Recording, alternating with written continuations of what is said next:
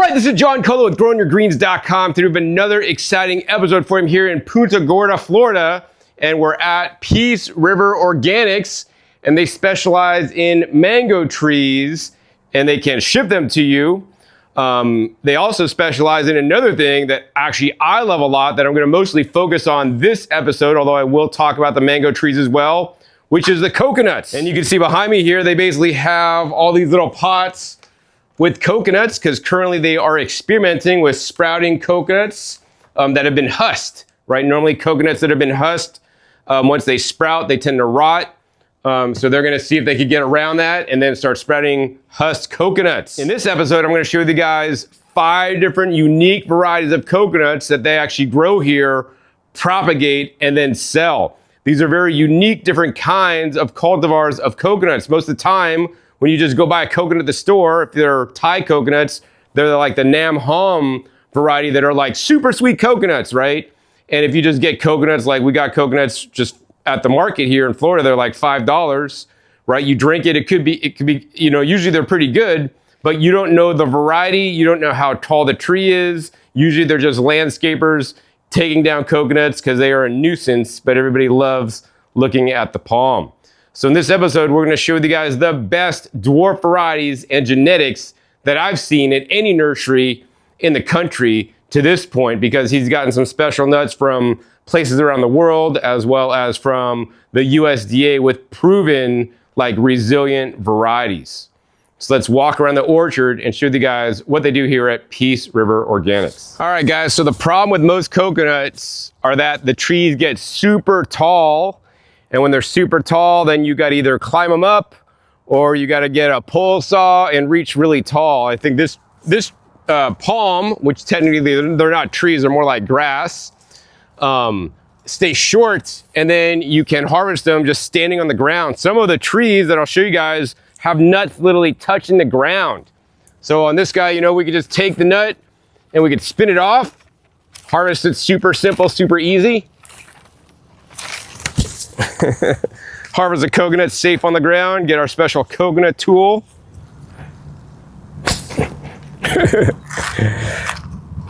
Pop the core out.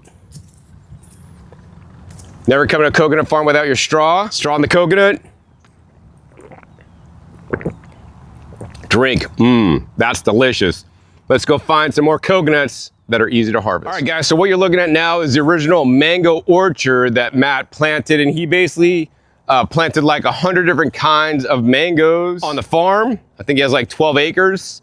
And he found out the varieties that did really good and the varieties that did not do so good. So he whittled down from all the ones he planted. He lost trees and whatnot. He whittled them down to the best 20 to 25 mangoes that perform excellent in this area. Once again, we are in Punta Gorda near Fort Myers, zone 10A. And those are the ones that actually he grafts and makes available for you guys that I'll show you guys in a minute. But meanwhile, let me take you guys down where he has the mangoes planted right across from the coconuts. In some cases, he puts coconuts in between the mangoes when he has, you know, smaller coconuts. But I want to show you guys the amazing thing about these coconuts. These are Fijian coconuts or Fiji Dwarf coconuts, and check it out. This tree is still super small and has lots of nuts.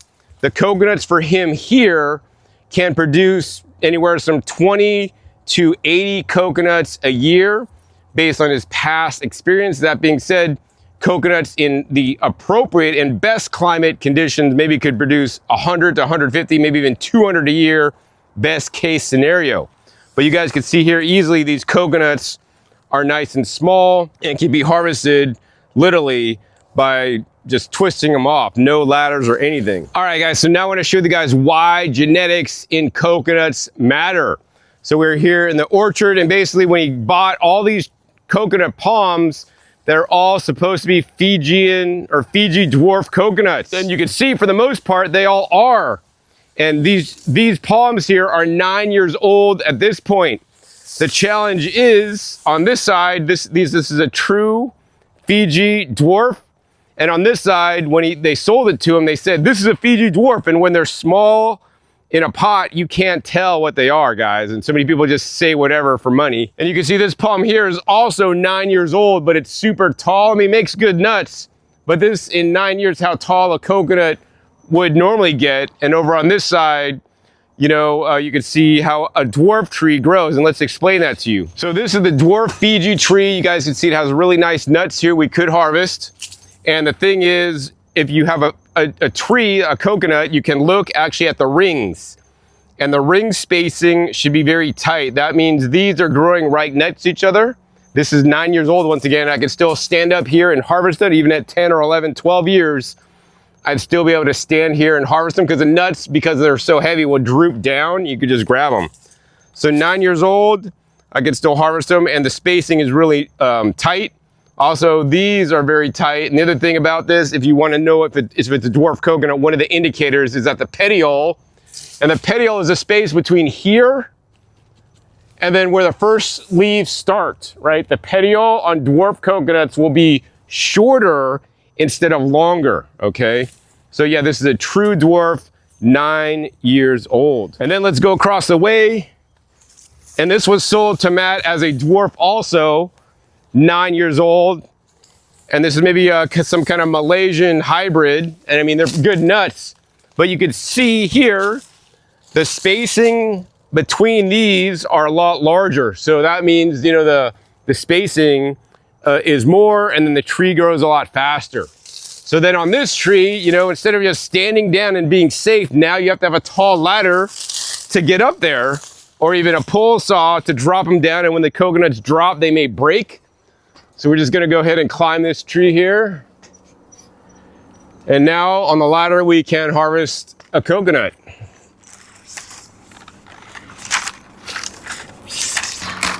Now, once again, we're gonna go ahead and open a coconut. All right, let's taste test this coconut. Definitely a good flavor on that one. I mean, some coconuts, some of the genetics may be a little bit sweeter than others, but to me, I really like the variation of them. But the main thing is safety and how fast does the coconut grow. Some people want like tall coconuts because it looks prettier, because they want the taller trees for landscaping. But if you're actually harvesting them for your personal use, then of course you want trees that grow shorter. So that's why the Fiji dwarf trees are so important to grow. Like on my property in Puerto Rico, I've only planted the dwarf and smaller coconuts instead of the super tall ones. This makes it a lot easier to harvest for me and other people in the future. All right, guys, the next coconut I want to show you guys, I wish he had one that is ready, but he doesn't. This is called the Makapuno. This is 8 years old.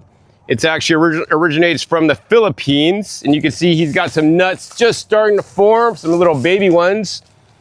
Hopefully this year is the first year that these will actually produce nuts for him. And this is a very unique coconut palm, because unlike regular coconuts that are, you know, used for the water, these ones actually don't make any water. When you open it up, it's basically all like jelly. It's like a jelly goo meat stuff. So like I've seen them online, but I've never experienced one myself. So it'd be interesting to see when he gets these, but you know, I'm all for genetic diversity. And I know this has been a very popular topic for like videos going viral. Oh, I open a coconut, it's all jelly meat. And I mean, imagine coconuts that just have all nice jelly meat to eat instead of the water and the meat.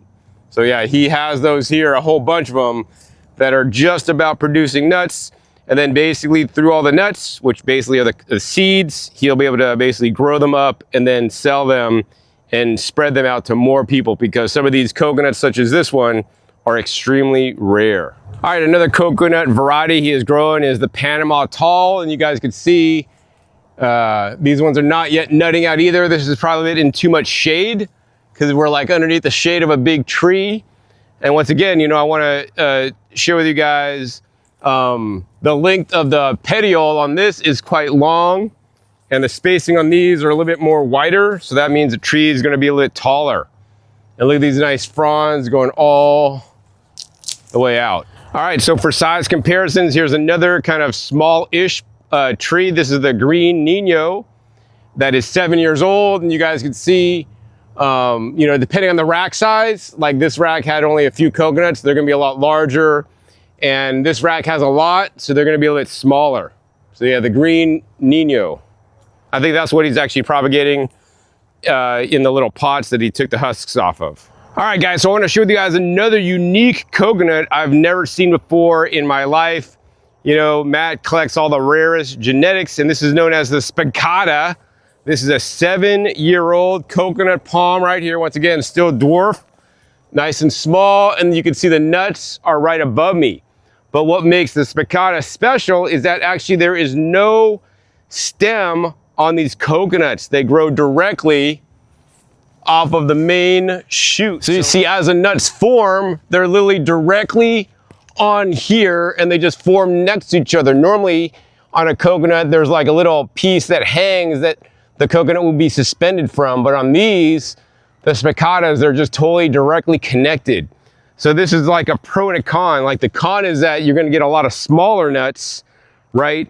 But they're like so tightly packed in there, you get a lot more nuts. So smaller nuts, tightly packed, no stem. So that's really interesting to learn about the Spicata that he also, at some point, will have available for you to buy. All right, guys, so we're here in the mango orchard. Once again, they're currently in flower here in January. They have lots of flowers on them. And if you ever smelled mango flowers, it kind of smells like, has like a bread-like aroma. And you know, as I said earlier, Matt grows like 20 to 25 varieties that are really productive for him, have, you know, like have been disease resistant for him in his zone and you know, microclimate here, and you know, does very well. And I'm surprised to see this tree right here. This is called the Lemon Zest. And honestly, guys, this is one of my top favorite mangoes in the world. It tastes amazing, but there's other people online that makes videos about lemon zest and say, lemon zest, it always gets disease and stuff, right? And like, that has not been Matt's experience here.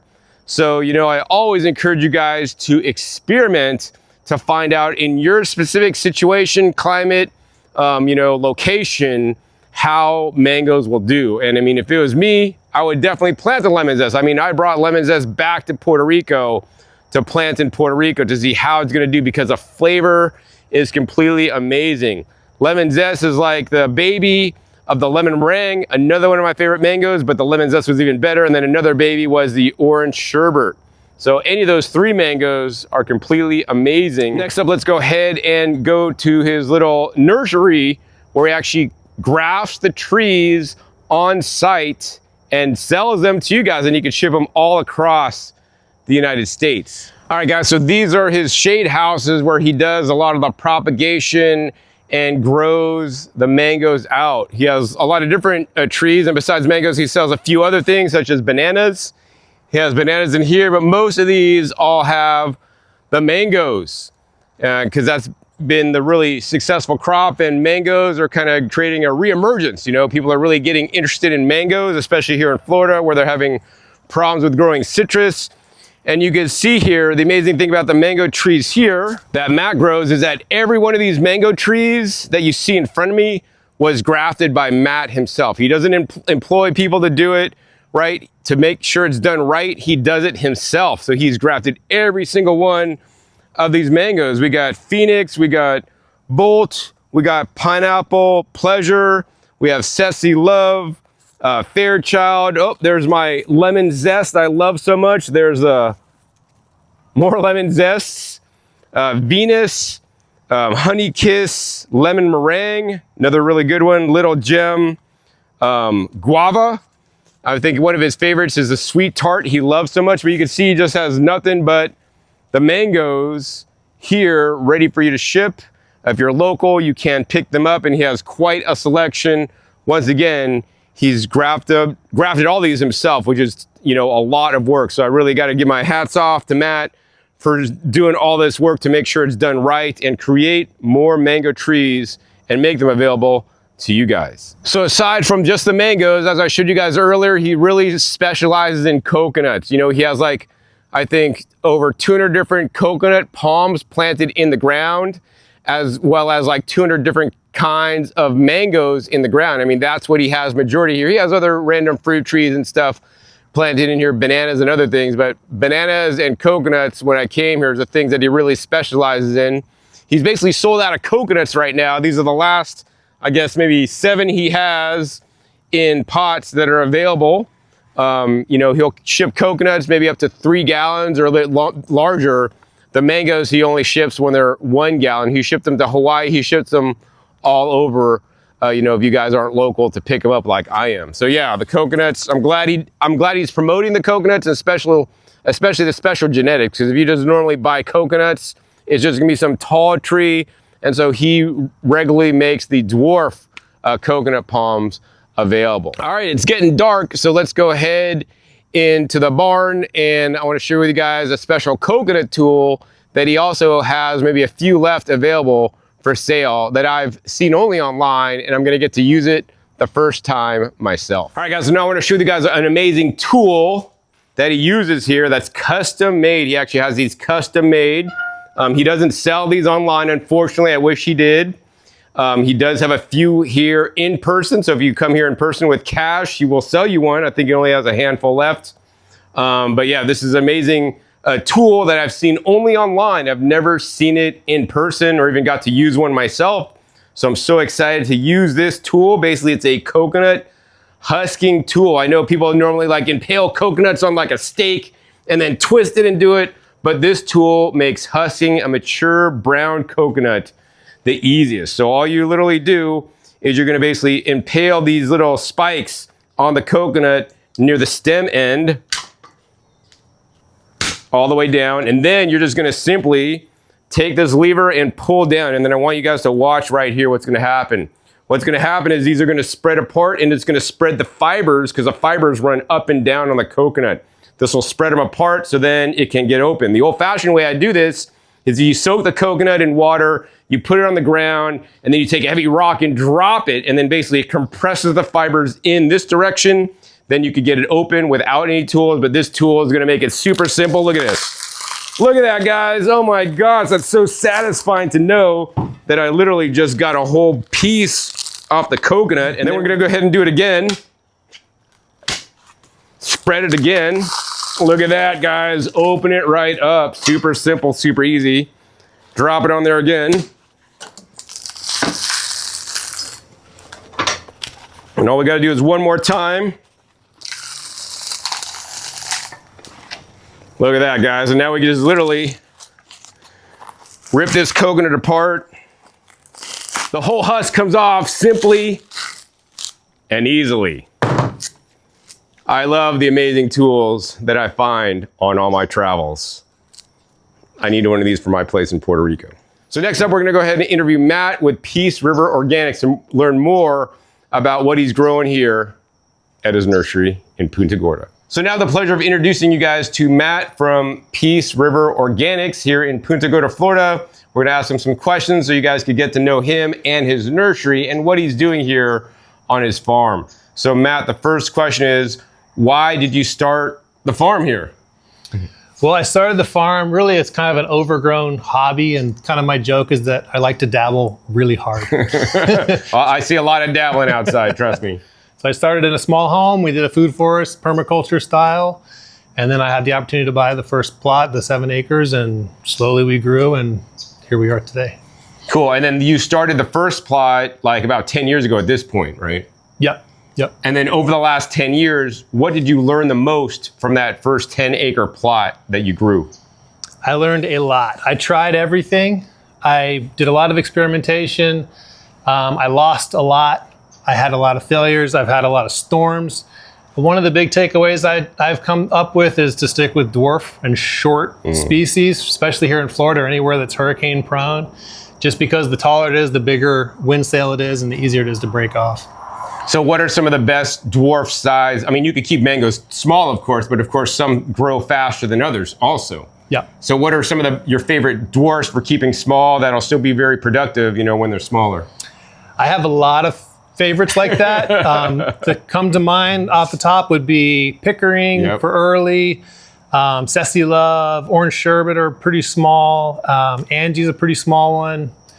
I mean, I could go on and on and on, but it kind of, I usually ask more questions than that if I'm trying to help someone pick a tree, because there's the size, there's the disease resistance. There's the flavor. It goes on and on. Yeah. There's so many different factors that you should take into consideration when you buy a mango tree before you invest your hard-earned money into a tree, because that tree is going to be with you for like a long time and produce mangoes for you every year. And I mean, I bought in fruit trees years ago. I didn't know the exact variety. And then I'm like kicking myself today.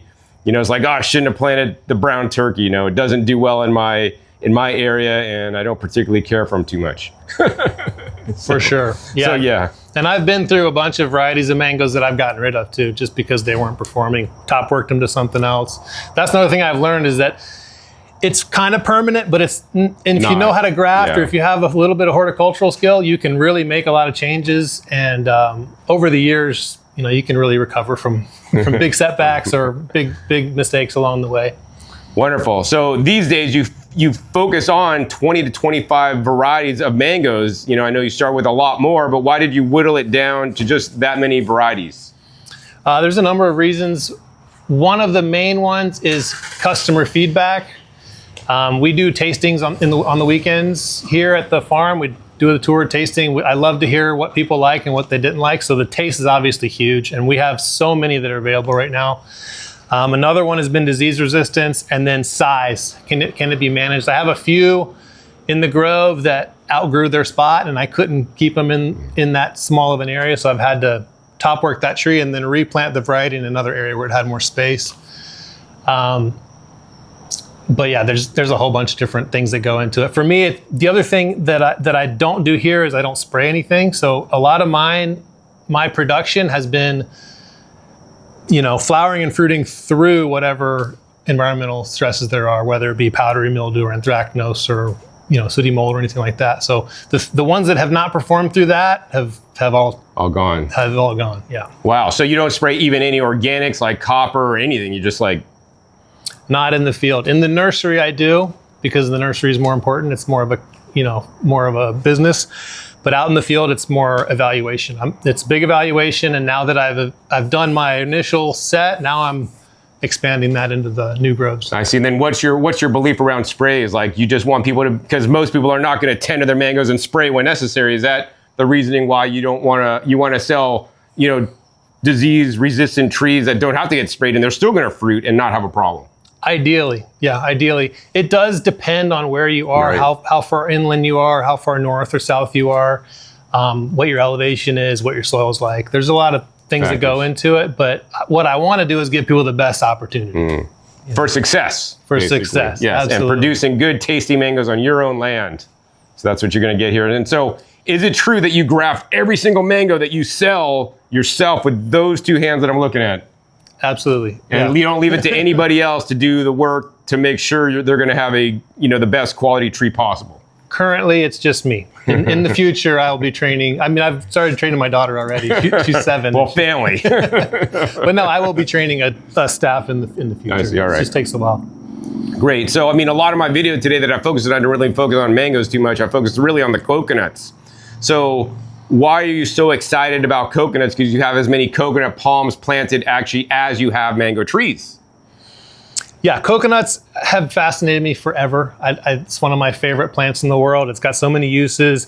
And you know, when I moved to this town and I realized I could grow them because there's old ones growing around the neighborhood, I was just super excited. You know, most of the time we have a few varieties that you'll find in most nurseries that are available now. Mainly because they've survived the last few flushes of lethal yellowing or whatever diseases we've had in the past, usually the Maypan and the dwarf Malayan. But as I got into it, as with mangoes and everything else I wanted to collect, I went through what I call the Pokemon phase. You gotta catch them all. So I went into it and got some of the other species that were available, and I had access to the USDA's collection down in Miami, and it's just grown from there. And how many varieties did you grow at the peak, and then you probably lost a few or whatnot because they once again weren't strong enough to make it here? For coconuts, I probably have about 7 distinct types. I've lost a few, but it hasn't been like all of one type. I've only had a few that have actually died. Trees. And I think that was actually damage in the crown from hurricane. We had a Category 5 hurricane hit us a few years ago. But Yeah, I've got some favorites. I've got some that I'm still keeping my eyes on, and we've got some that I'm getting ready to start sprouting, and hopefully have those available in the nursery too. And then, so what's your favorite variety that you promote and sell the most of? My number one is the Dwarf Fiji. It's just a striking, stout, beautiful coconut. It produces down low and it stays short for a long time, so it's easy for the homeowner to use. I have another one called Spicata. I don't know if you got to see that one. I showed that, yeah. For ornamentality and color, that one's a really striking one. It's got that really bright, vibrant orange color. There's a few other ones, but I'm still evaluating, so I can't really push them out into the public yet, but hopefully in the few years. So currently you're selling the Dwarf Fiji right now is the main one you're offering. That's the main one I offer. I mean, I have customers that ask for other types, and I can source other ones, but those are the ones that I produce here on the farm. All right, great. And then those you could ship also to people, because I have a friend that actually grows coconuts like in Las Vegas. And he grew one, it was like super tall, but then like he covers it, and then like he went on vacation, and then he wasn't there to turn the heater on, and gone in one day. And I'm like, dude, you should be growing a dwarf one. You could actually bring it in, and he's just getting any random one. So you could ship dwarf coconuts all over. You can. The thing is, even the dwarf coconuts have a big crown on them. They have a short trunk, but a big crown. So unless you've got a really tall greenhouse, it's really going to be tough. I've had a lot of people ask for that. I usually try to steer them into something else besides that, even though I want to sell it, obviously, but it's not going to really produce for them one day. They can maybe keep it as a nice house plant and say they got a dwarf coconut or whatnot. Yeah, and I don't want it pushing up into their plastic of their greenhouse and poking a hole in the middle of the winter. That'd be a bad situation. So let's talk about mango care, Matt. Like, how do you take care of your mangoes? Like, I know some mango farmers will put some fertilizer on it. Some mango farmers say, don't fertilize nothing. They don't like nitrogen. What's your practices here so that people, once they buy a tree, they can, have success? Well, my main focus, if you have a mature tree, is just to focus on the pruning part. If you can get the pruning right, I think you're more than halfway there. I usually try to get good airflow and good sunshine into most of the canopy. I use all my trimmings as mulch, so I'm constantly trying to build up the soil. In my particular situation here, we do a lot of agroforestry, so we're growing other things to produce the biomass to feed back to the soil. The supplementation that I have done in the way back in the past, or when we do a new grove, usually we'll correct the pH. So it'd be either sulfur or lime, depending on which way the pH is mixed up. We'll do azomite for micronutrients, and then we'll do an organic fertilizer just to get things started. But usually I tell people you're only trying to grow the tree for the first couple of years, and then you're trying to fruit the tree. So you can get off the nitrogen and just go into just supporting fruit production. Wonderful. And then on the coconuts, what do you recommend for nutrition, if anything? The coconuts, in my case, they get kind of the same treatment because they're in the same grove. I have gone out there and put sea salt or what is it? What's the other stuff? There's the Epsom salt. Sorry, sea salt or Epsom salt, just to get them a little bit more minerals. I could grow my coconuts and my mangoes bigger and better and faster if I did fertilize, but that's not my goal here. What is your goal here? My goal here is to produce food that I'd be happy to eat myself and to sell to people that I know is going to be healthy. It's not going to be full of chemicals. It's not going to have any trace weird stuff in it.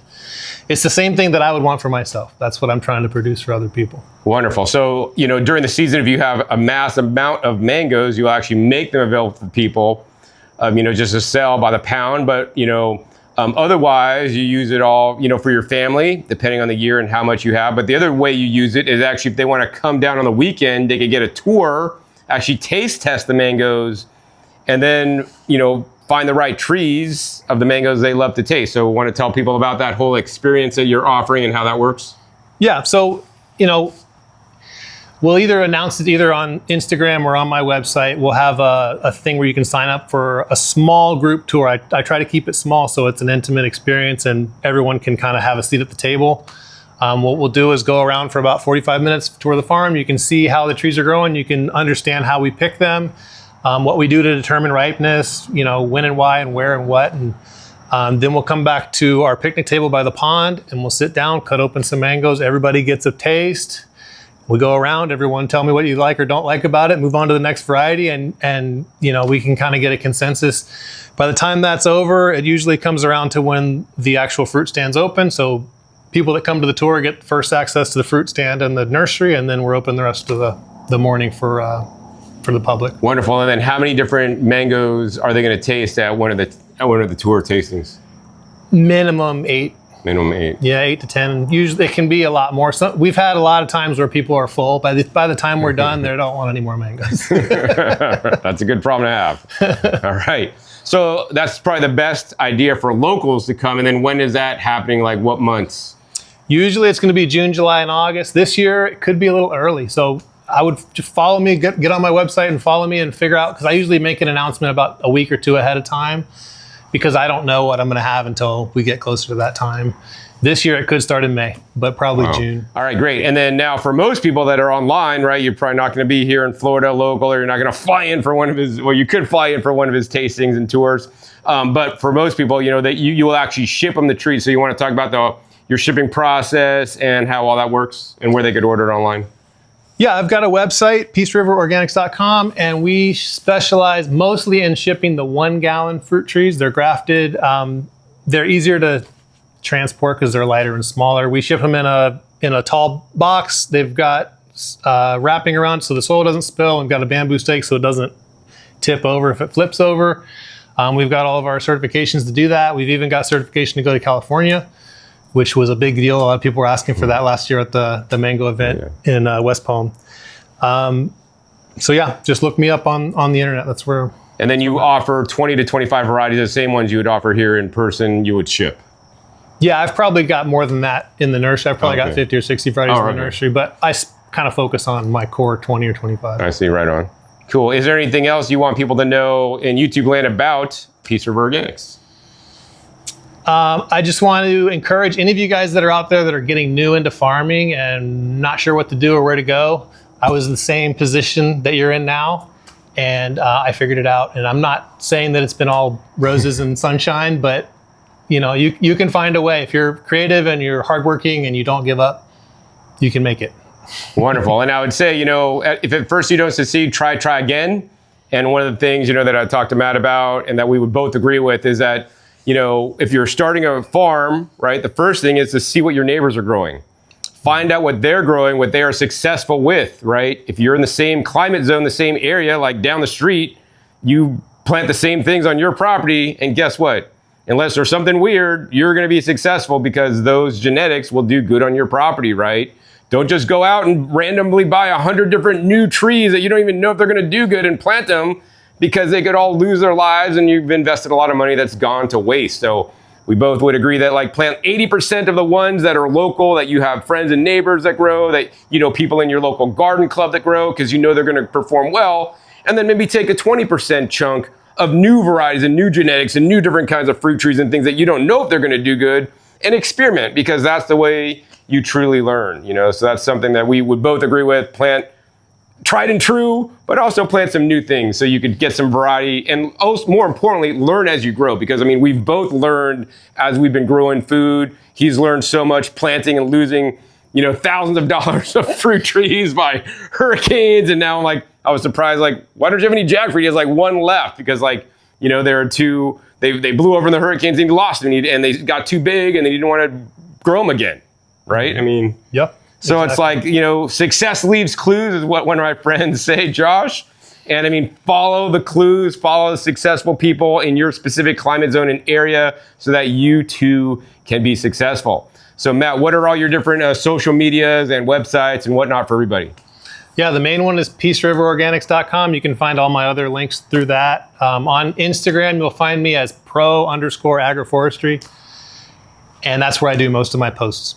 All right, cool. So his website and Instagram, so check him out there. Also, sorry. Yeah, sure, go for it. I also have a YouTube channel. I haven't posted in a while, but it's What's Ripening. That's my YouTube What's channel. Ripening, his YouTube channel. I'll put all the links down below in the description so you could easily access his content and learn more from Matt at Peace River Organics here in Punta Gorda, Florida. I've had a great time today, so thanks, Matt, for having me out. Absolutely. It's been amazing. And I hope you guys enjoy this little visit where I really got to highlight some of the more unique varieties of coconut cultivars, and lesser on the mangoes, obviously, because it's not mango season, but all his amazing flowers he has in the orchard and some amazing genetics he has.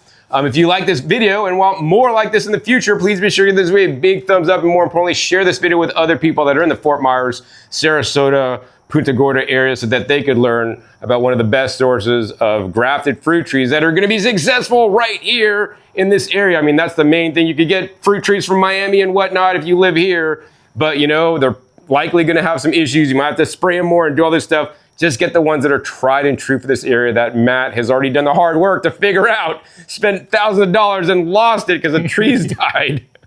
Right? So buy what works and be successful. Also, be sure to click that subscribe button right down below so you don't miss out on my new and upcoming episodes. I'll come in every 5 to 7 days. You never know where I'll show what you'll be learning on my YouTube channel, and make sure you click the little bell so you get notified as my new videos come out. And finally, be sure to check my past episodes. Past episodes are a wealth of knowledge. Over 1,700 episodes at this time on this channel dedicated to you guys how to grow your own food at home. So with that, my name is John Kohler with growingyourgreens.com. We'll see you next time, and until then, remember, keep on growing.